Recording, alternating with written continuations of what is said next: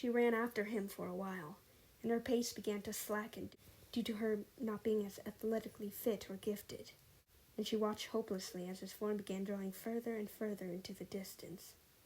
She was more than tempted to just stop running, and it seemed like he didn't even care to look back and stop to check on her.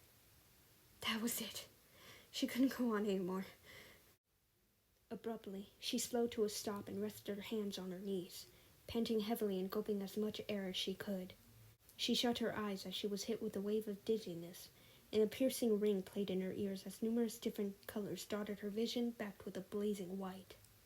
She thought she was going to faint then, but she was able to slightly recover herself after several long moments. And that was where she felt hands shaking her where she stood. Hey, Bree, are you all right? Shit, you're gonna be sick, aren't you? As the high-pitched ringing subsided, the urgently concerned voice of her boyfriend reached her, and she realized he had come back for her.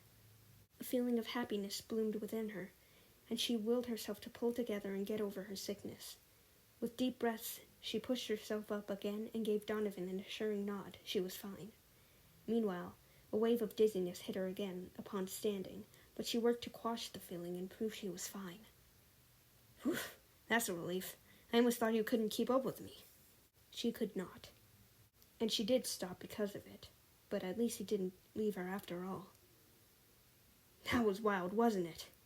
Wordlessly, she nodded, still focused on regulating her oxygen intake, apart from the gleeful glint in his eye. She really didn't enjoy the rush of the event at all. She kind of regretted not having the coffee with her. And she even noticed his own coffee was nowhere to be seen at all. I don't know about you, but I haven't come down from my adrenaline yet. We shouldn't waste this moment.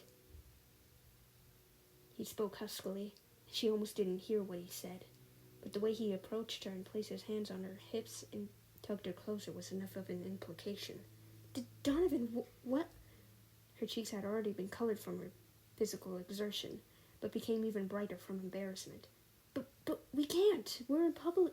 Oh, come on, Bree. We can just go to the hotel if you're that shy. She was still as unsure about that, her mind running through the many possible scenarios that could go wrong. She didn't want to go.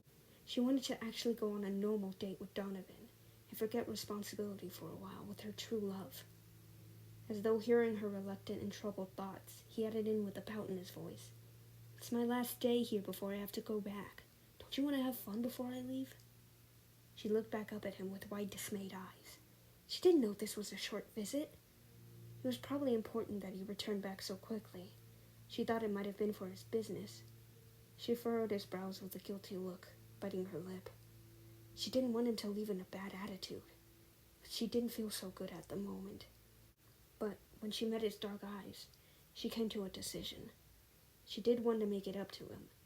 What happened the other night really bothered her, so she agreed, and followed him through some large, dark mahogany double doors and into the poorly lit, shabby complex.